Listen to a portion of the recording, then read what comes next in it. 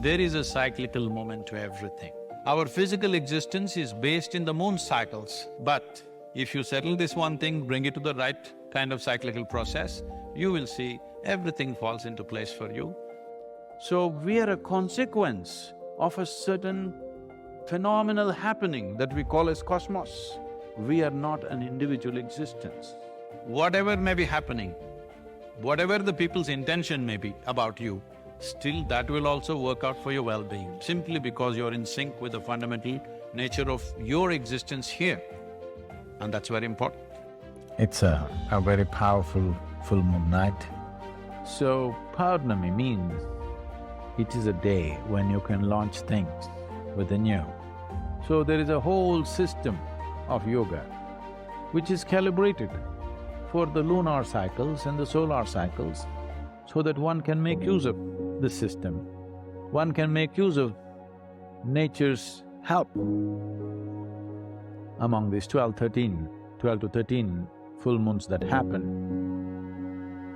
they are of different quality. So when we want to understand the ways of the life, the way it's happening to us from outside, we look to the sun. When we want to understand the way life is happening from within, we look to the moon. So influence of the moon upon our systems is undeniable.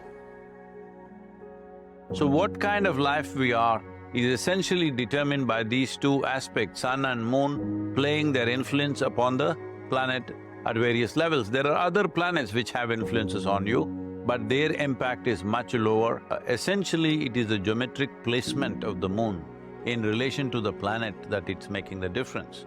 Whatever is your quality gets enhanced because of full moon. It is not causing any one particular quality in us, it definitely does not bring about madness. It is just that it enhances who you are on that day. Whatever is your quality finds a larger manifestation. There is a cyclical moment to everything. Our psychological and emotional processes also have become cyclical, largely because of a very strong attachment and involvement with the physical process. And physical process has to be cyclical, only then we exist. Without cyclical movement, there will be no physical existence. Our physical existence here is only because of the cycles, various levels of cycles going on within us, isn't it? So if you attach your psychological process too much with your physicality, your psychological process also becomes cyclical, and in this, your karmic process also becomes cyclical, so your life starts running in cycles. You cannot avoid the cycles absolutely. The longest cycle that can run in your life is 12.25 years, because that is the cycle of the sun. The sun's cycles happen in 12.25 years, moon cycle happen in 28 days. Our physical existence is based in the moon cycles, because unless our mothers' bodies were in sync with the cycles of the moon, we wouldn't be born. So our physical existence is a short cycle. But other dimensions of our existence is a longer cycle. Let us say your life became a 6-year cycle. Then you will be still fine, you will be productive, but once in a way you will freak on somebody, do this and that, but you will be still doing things successfully. Let us say your cycle became 3 years. Then you will see you will be still doing reasonably well, but volatile. One dimension of your life will be doing well, whatever you're competent with, the rest will be a mess, it'll be going like this. If it becomes, let's say, 18-month cycle, then you will see every day waking up in the morning is a problem. So many things will happen, nobody need to bother you. Everybody leaves you alone, still you will torture yourself in many different ways. Let's say your cycle becomes 9 months. Once you've come below 9 months cycle, then you are serious trouble. If it becomes 3 months, you must be in the asylum, you should be out. How to watch these cycles?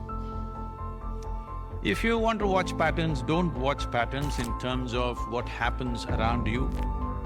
You must learn to observe the system There are clear-cut cycles happening. It's very important that you do the necessary sadhana to bring this cycle to the longest possible cycle within the human body is 12.25 year cycle.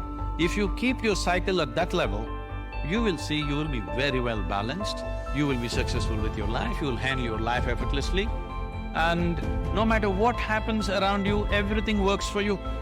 Simply because you're in sync, because you must understand your existence is not independent of the sources which create you.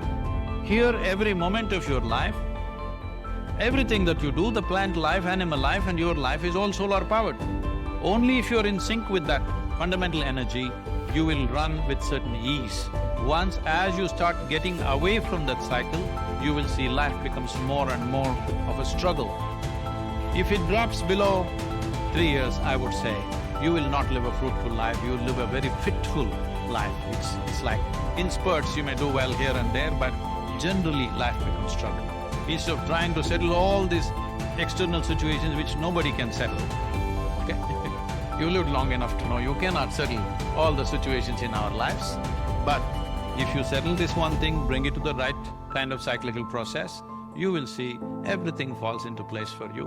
Whatever may be happening, whatever the people's intention may be about you, still that will also work out for your well-being, simply because you're in sync with the fundamental nature of your existence here, and that's very important. There has been an awareness about making use of this possibility. Your life is a product of many things that we call as the universe, many things that we call as existence. So we are a consequence of a certain phenomenal happening that we call as cosmos. We are not an individual existence. So when you get in sync, certain things will happen. We have lost sync within nature and we think that is our nature. Now, all the many ailments, many problems that human beings are suffering is simply because we have lost that awareness as to how to be in sync with the many forces which are making us who we are. So yoga is to bring that sync so that you are in rhythm with life. This must happen to you. This means you're falling in sync with it.